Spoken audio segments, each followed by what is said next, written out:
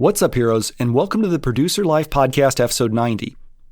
We've been on a roll with interviews for the last couple of months now, and I wanted to pause and do a little reflecting on my Halloween gig at Line Creek Brewery and share some thoughts from mobile DJs. I'm going to talk about how I prepared, the gear I took, what went right and wrong. I also want to talk about why I recently swapped record pools from promo only to BPM Supreme and how that helped me with music selection for the event. But first, cue the intro music. This is the Producer Life Podcast with your host, the House Ninja. Bringing you actionable ideas to improve your music and get it heard.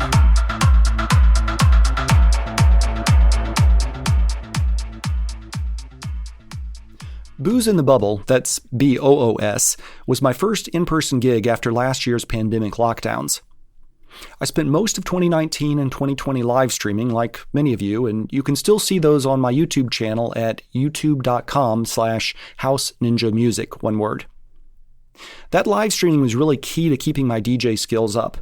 The setup I used for live streaming was almost identical to the setup I used for my live performances, incorporating Ableton Live, Resolume for the visuals, and my APC 40 Mark II MIDI controller. So, let's start at the beginning. How did I get this gig in the first place? In short, persistence and social media. I had stopped at probably a dozen different places within 45 minutes of my home and dropped off my EPK and introduced myself. In the case of Line Creek Brewing, I had dropped a flyer off with the bar manager about 30 days before and then later on followed up for the second or third time by DMing one of their social media accounts. That direct message follow-up was really what started the conversation, which ultimately led to a phone call with the owner and then the booking. During that phone conversation, he, of course, asked about price. I had a figure in mind, which I based in part on the amount of gear I was bringing and how much that would have costed them to rent at the local guitar center. That was sort of the floor. That was the minimum amount I was going to charge. But then I added some for my time and preparation, but not too much because at that point I was relatively unknown locally. I think this is one of the lessons I took from this, and it's a big positive for having your own gear. You can ask for more money if you've got your own gear and you're doing more than just showing up at a club with a thumb drive. As a relative unknown, I got paid pretty well for the event. The downside, of course, is that you've got several $1,000s worth of gear that you've got to set up, and that may take several hours. So there's a big initial outlay. Once we agreed on a price, I sent a combined invoice and contract via PayPal. It looks really professional, it's free to use, and I carefully laid out what we had agreed on in terms of the duration of the performance, what I'd provide, what they'd provide.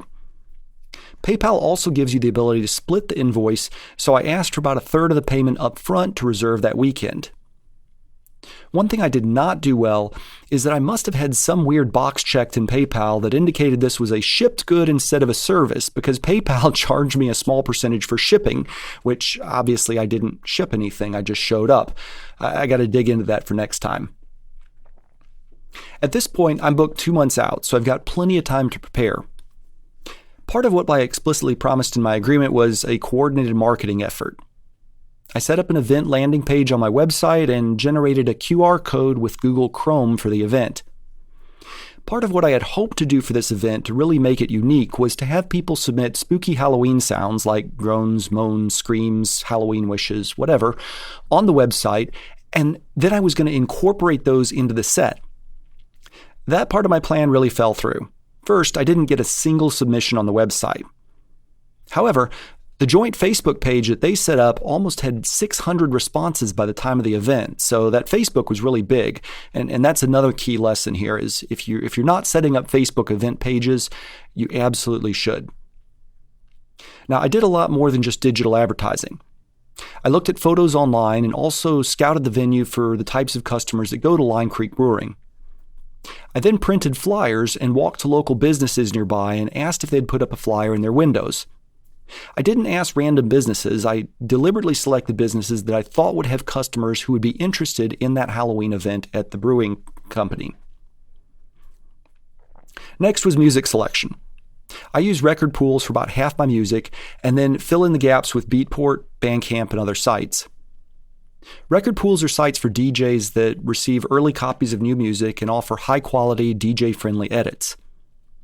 I've been a member of Promo Only for about 2 years, and I really like their service. They have a lot of intro edits, those 8 to 16 bar loops that make mixing into and out of a song especially easy. And a lot of their music, and they have a lot of music in various genres. The downside of Promo Only is that you have to subscribe to a particular genre of music. For example, I was subscribed to their electronic dance music pool, which was about $20 a month. But if I also wanted, for example, their Latin pool, that was another $20 a month, and Top 40, that was another $12.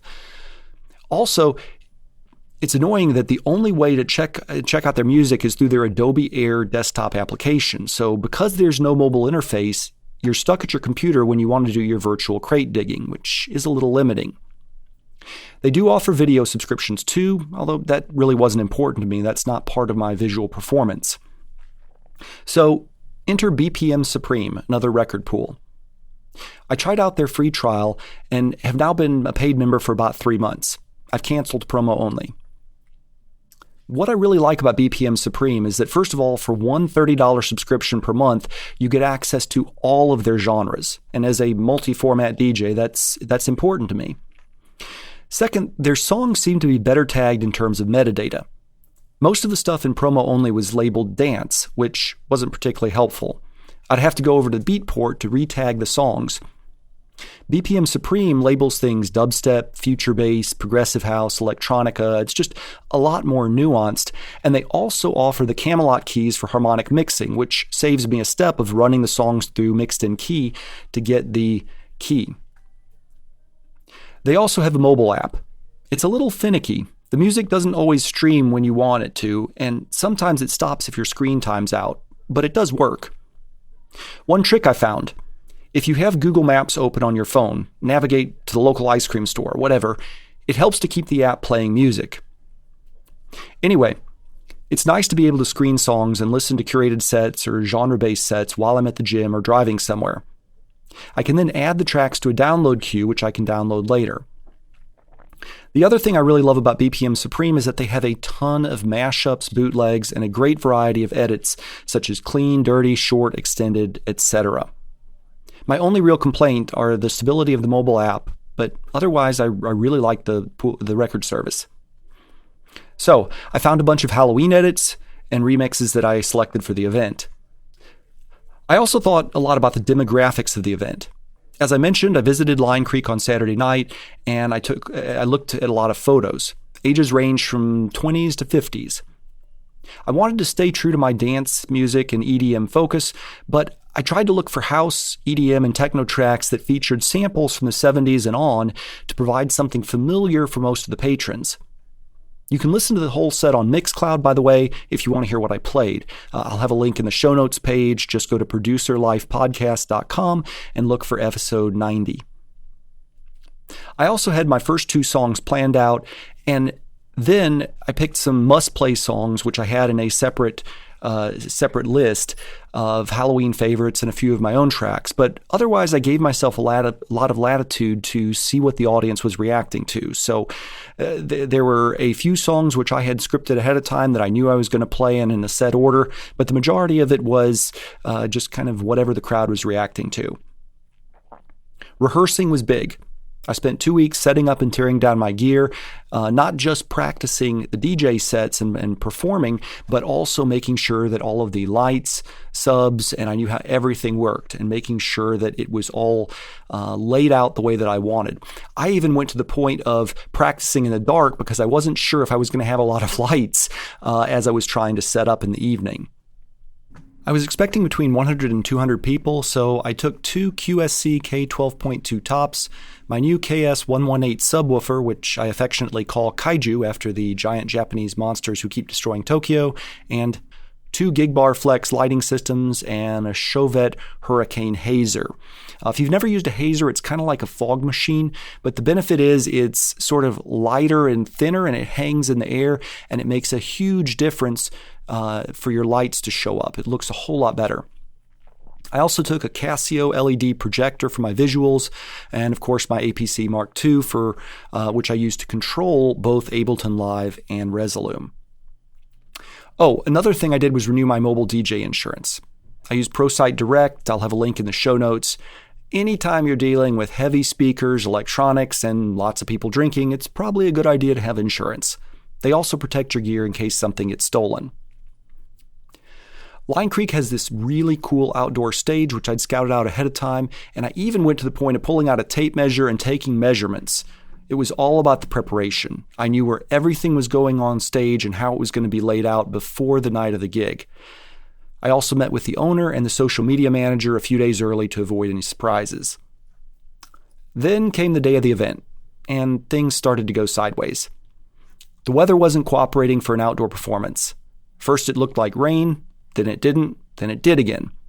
My performance was supposed to start at 8, and when I showed up at 5:30 to begin setup, they told me that they had decided on a new location, right in the middle of a large garage doorway, which would give me cover if it rained, but allow people both outside and inside the bar to hear the music.